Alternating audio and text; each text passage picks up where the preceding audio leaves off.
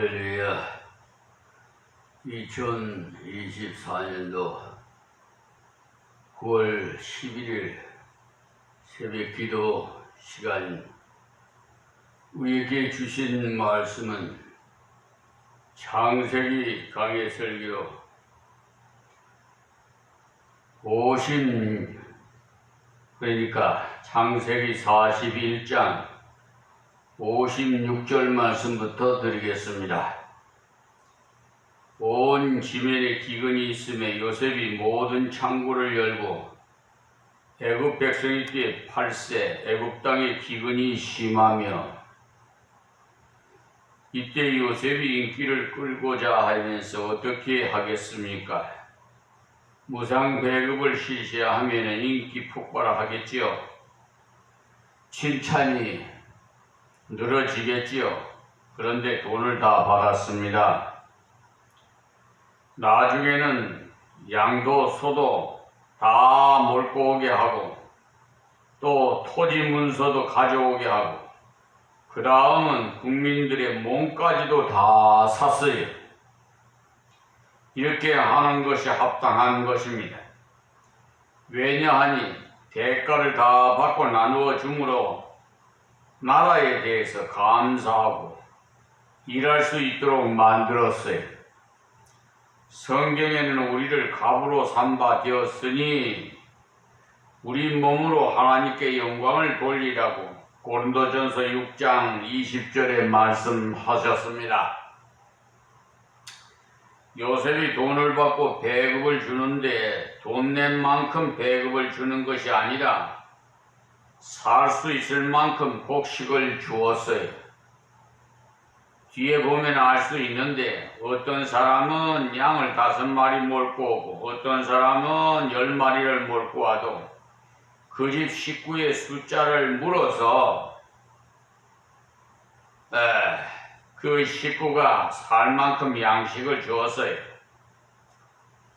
그때는 곡식값이 부르는 것이 값이니까 그렇게 주어도 아무도 불평을 못합니다.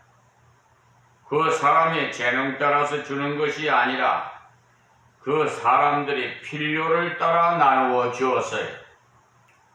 그렇게 함으로 그들 중에 흥청망청하는 사람이 없게 하는 것입니다. 우리나라는 지금 GNP가 올라가니까 살만하니까 흥청망청 해갖고 돈 있는 사람은 빈부격차가 너무 많아서, 돈 있는 사람은 돈을 어디다가 쓸 줄 몰라가지고 심지어 아파트를 그냥 100채 이상 산 분들이 몇 명 된다고 이렇게 저는 뉴스를 통해서 들었습니다. 그러니 돈 많은 사람이 그렇게 많이 그냥 사고, 외국 사람, 중국 사람도 와가지고 사고 그런데 실질적으로 우리 국민이 살 집이 없으니까 계속 아파트는 더 짓는다고 지금 그러잖아요. 많이 지어보면 뭐합니까? 돈 없는 사람은 아파트를 살 수 있습니까? 돈 많은 사람들 잔치 하는 것이지. 그러니까 공정하게 원칙대로 좀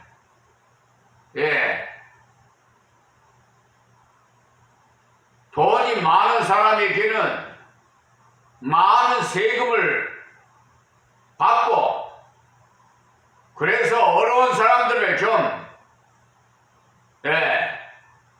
살 수 있게끔 좀 융통성 있게 좀 정치를 좀 했으면 좋겠습니다. 요셉이 돈을 받고 배급을 주는데 참 그 식구 숫자를 물어서 그 식구가 살 만큼 양식을 주잖아요. 어쨌든 그 사람의 재능 따라 주는 것이 아니라 그 사람들의 필요를 따라 나눠줬어요. 이런 좀 융통성 있고 지혜스럽게 좀 해야 됩니다. 그렇게 함으로 그들 중에 귀한 줄을 알지요. 그 결과 7년 기근이 때에도 백성들이 근실한 사람이 되도록 했어요. 다음 57절에 각국 백성도 양식을 사려고 애국으로 들어와 요셉에게 이르렀으니 기근이 온 세상에 심함이었더라. 그러니 이것을 보면은 하나님께서 요셉에게 주신 계시를 성취하기 위해서 모든 나라의 풍년과 흉년을 주장하셨다는 사실입니다. 그러니까 하나님 모든 역사의 수레바퀴에 초점이 어디에 있느냐 하면은 하나님 말씀을 순종하는 자녀에게 맞춰서 있다는 사실이에요. 그러니 우리가 하나님 말씀을 순종할 때 이 모든 역사가 우리를 중심으로 해서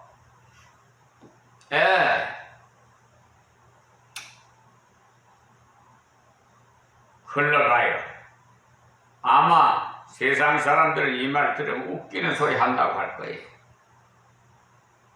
그러나 하나님이 우리나라 하나님이시라면 그 일이야 틀림이 없지요. 하나님께서 당신의 자녀를 위해 일하심이 틀림없기 때문에 이렇게 요셉은 하나님의 은혜로 자유를 얻었을 뿐만 아니라 권위와 능력을 가지고 애굽을 다스렸습니다.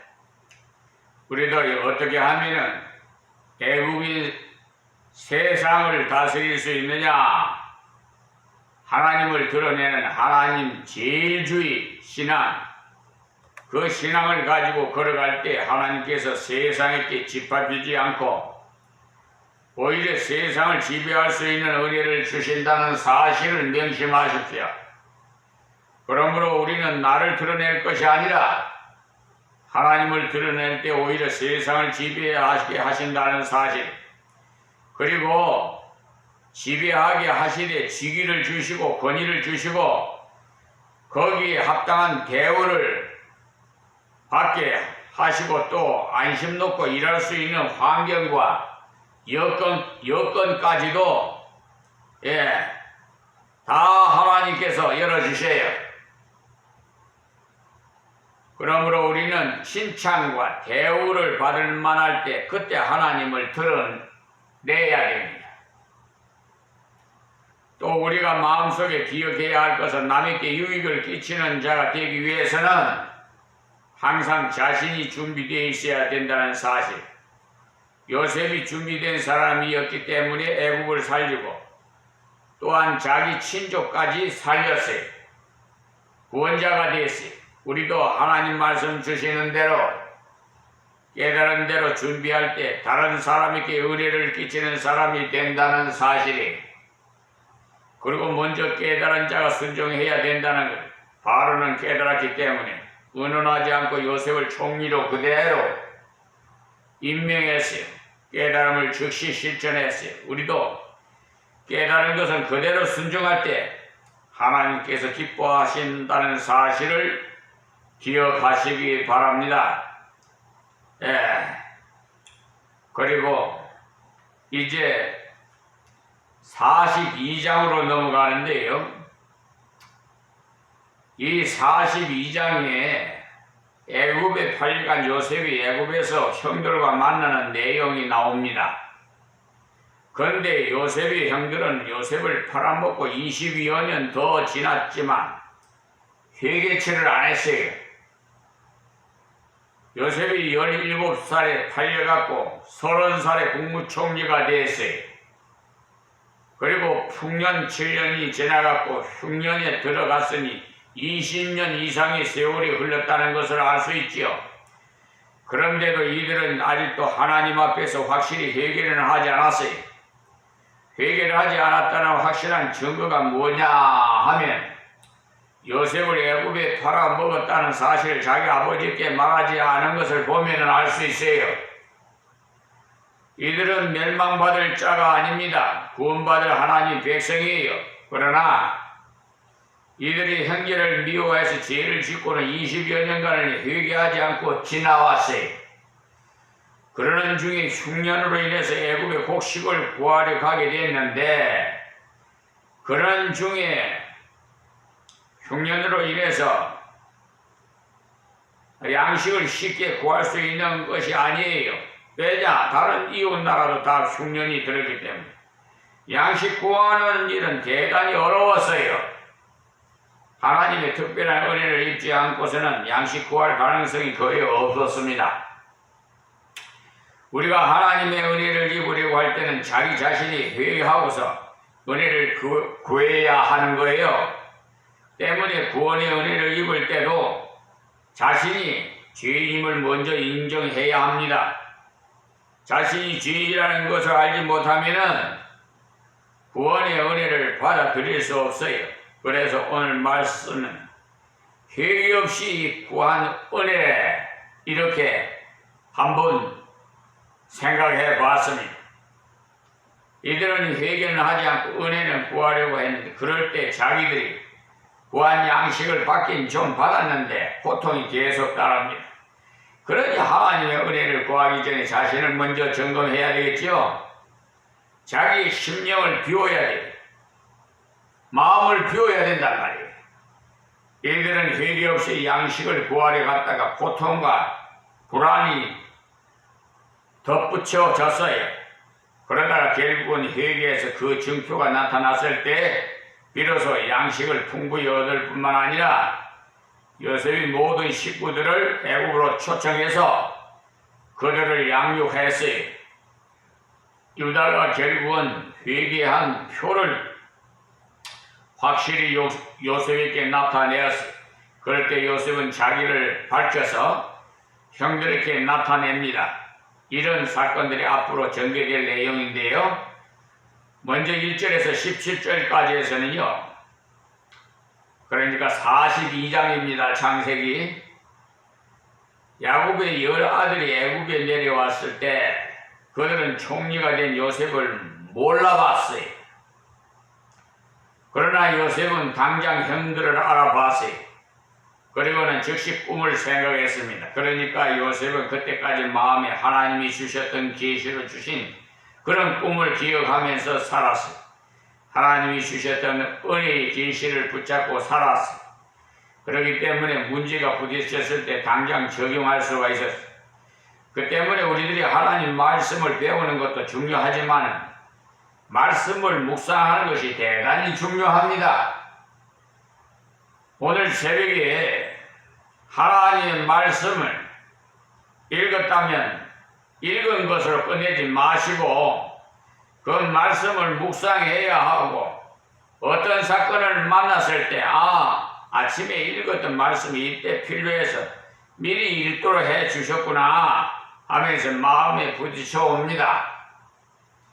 요셉은 20년의 세월을 지내오면서도 계속해서 생각했던 건데 하나님께서 주신 꿈이 언제 이루어질꼬 하면서 기다렸기 때문에 형들을 보자마자 하나님께서 꿈을 주시더니 이렇게 이루어지시는구나, 하나님의 섭리는 귀하도다, 그것을 깨달았기 때문에 하나님 앞에 감사할 수 있었고, 그 다음은 하나님 뜻대로 처신할 수 있었어요. 그리고 형들을 고통스럽게 한 것도 하나님의 뜻을 이루는 것입니다. 왜냐? 형들이 회개한 후에 은혜를 입도록 해야 형들이 하나님께도 바른 자세가 되고 지상의 생활도 근신하게 되죠. 우리 성도들은 그냥 무조건 남에게 주는 것이 중요한 것이 아니라 받는 자가 잘 되도록 주어야 돼요. 도와줌으로써 그에게 영육간에 유익이 되어야 돼요. 요셉은 하나님의 종으로서 하나님의 심정으로서 형들을 대한 것입니다. 한번 생각해 보세요. 저 애굽에다가 장사구에 요셉을 형들이 팔았잖아요. 구덩이에서 꺼내서. 근데 그러면 평생 종노를 할 텐데, 애굽의 국무총리가 된 줄 꿈에라도 생각했겠습니까? 여러분. 자, 1절입니다. 42장 1절.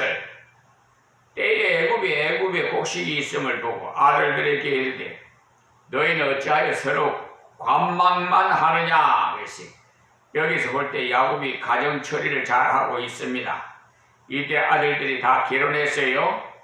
요셉은 애굽에서 결혼했고, 그러나 그 위의 형제들은 결혼한 후에 다들 근처에 살았기 때문에 어려울 때도 같이 대처해 나갈 수가 있었습니다. 야곱이 아들들을 보아하니 자기보다 모든 면에서 경영이 부족하더라는 거죠. 왜냐 하니 지금 양식이 없어서 매우 어려운 지경이, 이때가 벌써 흉년이 시작되고 2년이나 지났어요. 왜 2년 지났다는 것을 알 수 있느냐 하면 요셉이 형들에게 자기를 밝힐 때 앞으로 5년의 흉년이 더 있으니까 애굽으로 내려오라고 했기 때문에 알 수 있어요.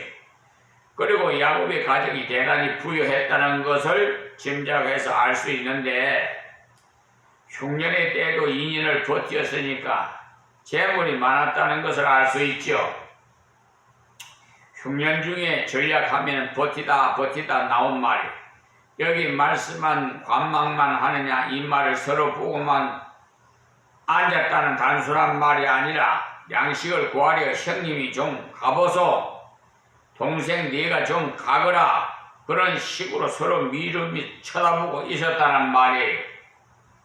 성도는 세상을 살아가다가 어려움을 만나시면 그 어려움을 이기기 위해서 먼저 기도해야 합니다.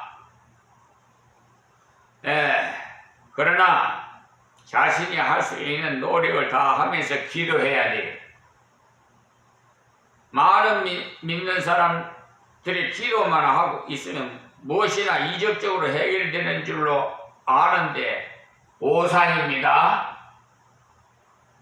하나님께서는 기도만 하는 것을 원치 않으시고 자기의 할 수 있는 일을 하라고 하세요. 여행만 바라고 있으면 안 돼요. 입 떡 벌리고 가몽시만 떨어지기를 바라지 말라요. 하늘에서 뚝 돈 보따리나 떨어질까? 여러분 여행서 그래서 로또나 사고 그런 사행심에 집착되지 말아요. 도박이나 하고 말이에요. 뭐야, 전자, 아유, 그런 짓거리들 그만해요. 예수님께서 예수달 광야에 많은 무리가 모였을 때 하신 일인데, 그때 남자만 5,000명이었다고 했으니까 여자와 아이들까지 합치면 10,000명이 넘을 수도 있습니다. 지금도 집회를 하면 여자가 더 많은데 그때도 그랬을지도 몰라요. 그렇게 많은 사람들이 예수님의 말씀을 듣고 하다가 때가 돼서 시장할 때 제자들이 예수님께 이들을 빨리 돌려보내 음식을 사 먹도록 해야 되겠습니다, 이렇게 했을 때 예수님께서는 너희가 먹을 것을 주라고 했어요. 그때도 전능하신 예수님께서 너희들은 거기 쭉 앉으라, 내가 너희들 앞에 풍성한 식탁을 베풀이라 하시지 않았어요. 이적을 베풀 때도 그들의 노력을 통해서 베풀기를 원해요. 그래서 너희가 먹을 것을 주라고 하신 것, 그때 한 아이가 예수님과 제자들이 하는 말을 들어보니 먹는 이야기를 하거든요. 아마 예수님께서 시작하신가 보다 생각한 아이가 자기가 먹으려고 준비해온 도시락을 제자들에게 드렸는데 그 안에 보리떡 5개와 물고기 2마리가 들어있었어요. 거기에 보면 예수님께서 제자들에게 무리를 50명씩 100명씩 이렇게 규모 있게 앉게 하신 후에 기도하고 떡과 고기를 필요한 만큼 나누어 줍니다. 그때도 최선을 다해서 제자들이 노력하도록 했어요. 이때도 흉년 들어서 양식이 궁핍하니까 하나님이여 하늘에서 양식을 눈같이 내려주소서 하지 않았어요. 집에 있는 돈으로 양식을 사러 가야 합니다. 기도하며 노력을 해야 돼요. 그것이 하나님의 뜻입니다. 때문에 우리가 문제를 가지고 기도하되 자기가 할 수 있는 일은 최선을 다해서 감당해야 합니다. 몸이 멀쩡하면서도 일을 하지 않고 하나님 하늘에서 돈 뭉치나 하늘에서 낙엽이 떨어지시는 내래 돈을 주소서 하면 하나님이 기뻐하시지 않아요. 이때도 야곱의 아들들에게 충고하기를 서로 미루지 말고 내가 먼저 해야 되겠다는 이 사상을 가질 것을 건면했는데 이런 면에서 야곱이 실질적인 인물입니다. 자, 2절 말씀이에요. 야곱이 또 이르되 내가 들은즉 저 애굽에 곡식이 있다 하니 너희는 그리로 가서 거기서 우리를 위하여 사오라. 그리하면 우리가 살고 죽지 아니하리라 하매. 그러니까 정당한 대가를 지불하고는 양식을 사오라고 이 야곱이 자식들에게 말을 합니다. 그것이 정상적인 교육이에요. 성도가 세상을 살아가는 동안에 예기치 못한 고난이 있어요. 그러나 그 고난을 이길 길을 하나님이 주십니다. 피할 길도 주시고 감당치 못할 어려움을 주시지 않는다고 성경이 고린도전서 10장 13절에 분명히 말씀하셨어요. 여기에서 보는 것 같이 해결의 길은 열어놓으셨는데 노력하지 않으므로 야곱은 아들들에게 권면을 했습니다. 다음 3절에 요셉의 형 시빈이 애굽에서 곡식을 사려고 내려갔으나 그가 이들은 사실 애굽에 가기 싫어했어요. 동생을 애굽에 팔아먹었기 때문에 요셉이 애굽에 가서 총리가 못 되었다 하더라도 종사려 하는 모습으로 만날 수도 있습니다. 그래서 애굽에 가기가 매우 싫은 이들이죠. 그런데 형들은 다 보내면서 베냐민은 보내지 않았는데 그것은 아직도 야곱이 자식을 편애하고 있다는 것을 알 수가 있어요. 자기가 가장 사랑했던 아내 라헬이 낳은 아들은 이 하나밖에 없도다 하면서 베냐민을 편애하는 것이 거의 틀림이 없습니다. 또 한 가지는 그 형들이 하는 행동이 좀 신통치 않기 때문에 베냐민을 보내면 혹시 또 하는 의심이 있지 않았겠나라고 추측하는 주경학자들도 있습니다만 그러나 야곱이 베냐민을 너무 사랑했기 때문에 그랬다는 것을 말씀을 통해서 짐작할 수가 있습니다. 다음 4절 말씀에 야곱이 요셉의 아우 베냐민을 그 형들과 함께 보내지 아니하였으니 이는 그의 말이 재난이 그에게 미칠까 두렵다 함이었더라. 그러니까 이런 점에서 볼 때 야곱도 역시 부족한 사람이에요. 우리 모두 부족한 사람들입니다, 여러분. 그러니까 잘난 체하지 말아요. 하나님을 전적 의지하고는 11 아들을 다 보내도 될 텐데 하나는 남겨놓고 다른 아들들을 보내었으니까 그렇다면 다른 아들을 혹 죽어도 괜찮다는 말이니 합당치 못한 말인 것이죠. 이렇게 사람이 하나님을 믿는다면서도 온전히 하나님께 못 맡길 때가 참으로 많아요. 그 의심을 한단 말이에요. 네? 그것이 불경지예요. 알겠습니까? 특히 아이들 중에 약한 아이는 어디를 보낼 때도 마음이 놓이지 않아요. 혹 다쳐서 오면 어쩔까 하면서 걱정을 큰일을 합니다만 그렇다고 평생 자식을 데리고 있지는 못해요. 하나님께 온전히 맡겨야 합당. 이때로 베냐민을 함께 보내었다면 일이 더 쉽게 풀어졌을지도 모릅니다. 베냐민을 보내지 않았기 때문에 요셉이 보니까 동생이 보이지 않았기 때문에 형들을 더욱 살펴볼 필요를 느낀 거예요. 그래서 우리 가정에 문제가 아직도 있구나 이렇게 생각했던 것이에요. 왜냐하면 곡식 사려 올 때는 되도록이면 사람들이 때를 지어 많이 온다는 거예요. 이때는 곡식의 가치가 아주 깊은 소식 가치가 있기 때문에 식구가 많이 가야 한 사람이 2마리씩 가져온다 하더라도 22마리인데 베냐민이 오지 않은 것을 보니까 이상하다고 여긴 것. 아버지가 나를 사랑하신다고 나를 팔아먹더니 그렇다면 내 동생은 어찌 되었을까? 당장 마음속에 의심이 생길 수 있는 일이죠. 그래서 요셉이 형들을 알아보고는 동생을 데려오라는 말이 자연스러운 말이지 억지가 아닙니다. 여러분들은 야곱이라 하면 무엇이나 다 훌륭한 줄로 생각하기 쉽겠지만은요, 이렇게 부족한 점도 있다는 것을 아십시오. 하나님께서는 이렇게 인간적으로 부족한데도 불구하고 그에게 은총을 입혀주신 것을 생각할 때 우리는 더 감사해야 합니다.